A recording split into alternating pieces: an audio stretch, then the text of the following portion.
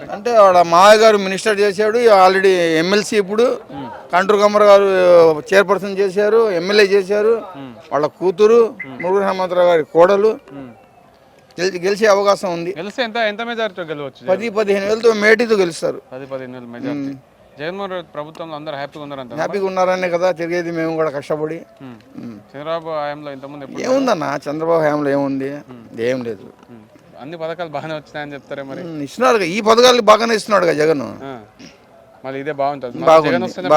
జగన్ వస్తేనే బాగుండేది. స్వయం నరేంద్ర మోడీ రంగంలోకి దిగింది కదా, మీరు జగన్మోహన్ రెడ్డి తట్టుకుంటారా మరి? ఇప్పుడు మేము ముస్లిమ్స్ కొంతమంది టీడీపీలో ఉన్నామన్నా. ఇంతకుముందు పురేంద్రశ్రీ గారు ఏమన్నారు, 4% ఇచ్చిన రిజర్వేషన్లు తీసేస్తాం, మా గవర్నమెంట్ వస్తాయని చెప్పారు. అదొకటి మైనస్ వాళ్ళకి. పెమ్మసాని చంద్రశేఖర్ ఏమన్నాడు, మోడీని బంకర్ల నుంచి బయటికి తీసి కుక్కని కాల్చినట్టు కాల్చి చంపారు, ఆడికి మీరు ఓట్లు అయిపోతే అలా చేస్తాం మీకు అని చెప్పాడు. గుంటూరు ఎంపీ క్యాండిడేట్ చెప్పాడు ఆ మాట. అలాంటప్పుడు మేము టీడీపీలో ఉండాల్సిన అవసరం లేదు, పని చేయాల్సిన అవసరం లేదు. ఇది వైసీపీని గెలిపించుకుంటాం. గెలిస్తే రాష్ట్రంలో ఎన్ని సీట్లతో జగన్మోహన్ రెడ్డి మళ్ళీ సీఎం అన్నా చెప్తున్నాడు కదా 175 అని. ఆ ఆశ మీదే ఉన్నాం మేము కూడా. 170 అంటున్నా అన్న, జగన్ అన్న చెప్తున్నాడు కదా 175 కానీ, అదే ఆశ మీద మేము కూడా ఉన్నాం. జగన్మోహన్ రెడ్డి గారు మళ్ళీ సీఎం అయితే ఇప్పటి వరకు సరే ఓకే, అన్ని పథకాలు అంతా బాగుందని చెప్పుకొస్తున్నారు. మీరు ఇంకా ఏం కోరుకుంటారు? జగన్మోహన్ కోరుకునేదే ఉంది, ఈ చాలు మాకు. పెడుతున్నాడు కదా ఇప్పుడు, ఈ చాలు మనకి. ఇంకా ఏం ఆశగా మాకేం లేవు. ఇప్పుడు పెట్టే పథకాలు పెడితే చాలు. నాకు 45 సంవత్సరాల డబ్బులు పడ్డాయి. మా మనవాడికి అమ్మఒడి పడ్డది, మా ఆయనకి పింఛను వస్తుంది, రైతు భరోసా పడుతుంది. మాకు అన్నీ వస్తున్నాయి. మా బాగానే ఉంది ప్రభుత్వం, బాగానే ఉంది, బాగానే జరుగుతున్నాయి. అన్ని పథకాలు అందుతున్నాయి. బాగానే ఉంది. ఏం వచ్చేది మాకు చంద్రబాబు రాడు కానీ జగనే మాకు.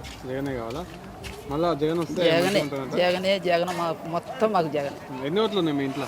మా ఇంట్లోనా 8 ఓట్లు. 8 ఓట్లు జగన్ కి వేపిస్తావా? 8 10 మనవడు మనవరాలు కూడా మా 10 ఓట్లు. 10 ఓట్లు జగన్ కి వేపిస్తావా? జగన్ మంగళగిరిలో లోకేష్ కాదు, మేము మంగళగిరి కదా వినకుండా మాది.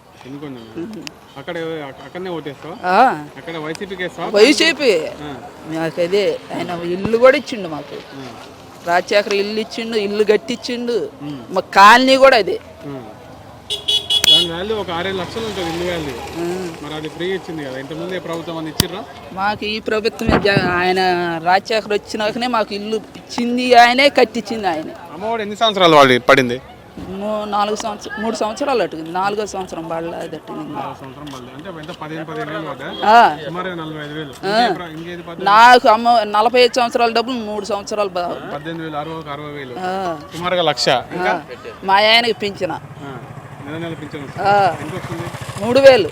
ఇప్పుడు మళ్ళీ గెలిస్తే 4,000 ఇస్తాను. 4,000 రైతు భరోసా కూడా మా ఆయనకు పడుతూనే ఉండే పొలం ఉంటే. మా ఊరు మటుకు ఆయనే జగనే. జగన్ నాకు అసలు తెలియదు అయ్యా సినిమా ఆటలు. జగన్మోహన్ రెడ్డి అంటే ఎవరైనా ఏంటి,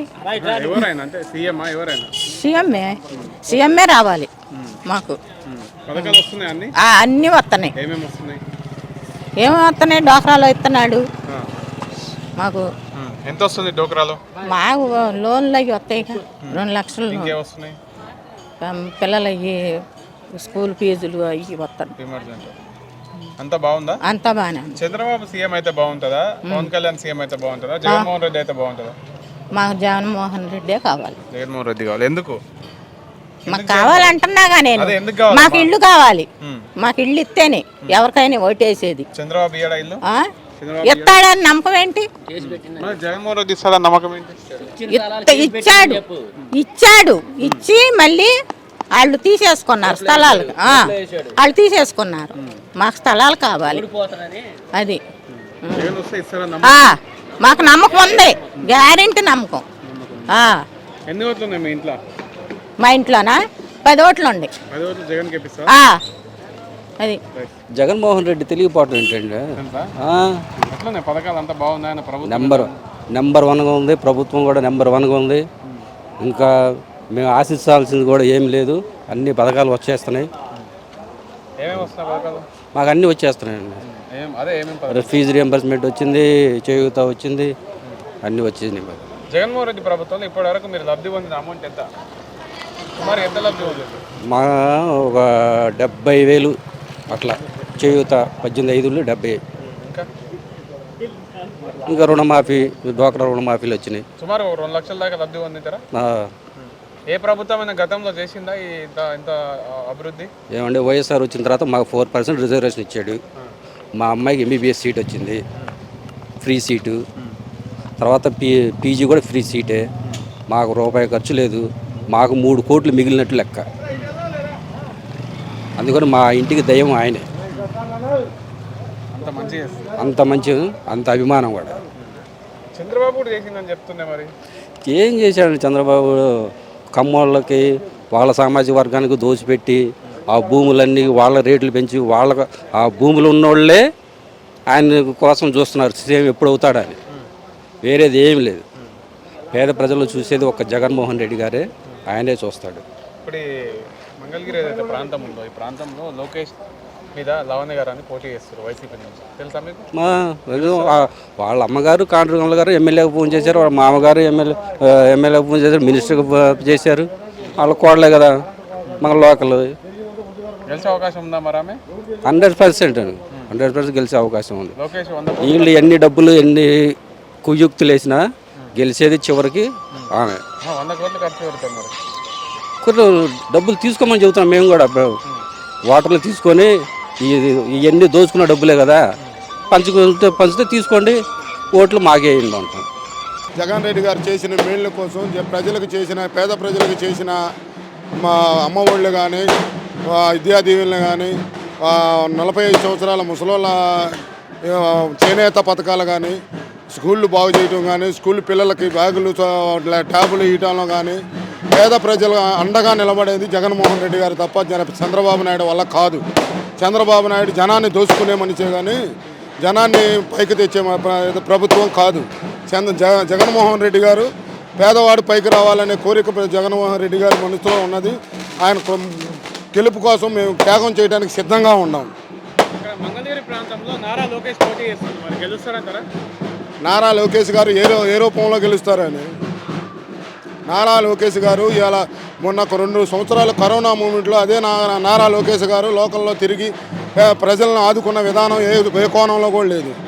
లోకల్లో ఉన్న ఆర్కే గారు వాలంటీర్ల ద్వారా ఇంటింటికి లభ్యాన్ని పంపించాడు, చాలా మేలు చేశాడు. ఏదైనా ఒక రోడ్డుకు పని ఉందండి ఇది చేయాలి అని ఆర్కే గారి దగ్గరికి వెళ్తే వెంబటే స్పందించి ఆ నిర్ణయం తీసుకొని పనులు నెరవేర్చగలిగాడు. ఆ శక్తివంతుడు ఆర్కే గారు. ఆ తర్వాత లావణ్య గారిని మంచి మెజార్టీతో గెలిపించడానికి కూడా మేము అందరం సిద్ధంగానే ఉన్నాం.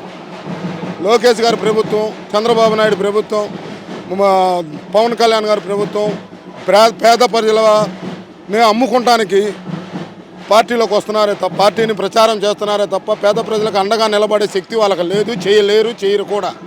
జగన్మోహన్ రెడ్డి ఎన్ని సీట్లతో అధికారంలోకి వస్తున్నారు? గట్టిగా 150 సీట్లతో మళ్ళీ జగన్మోహన్ రెడ్డి గారే పాఠం అవుతారు.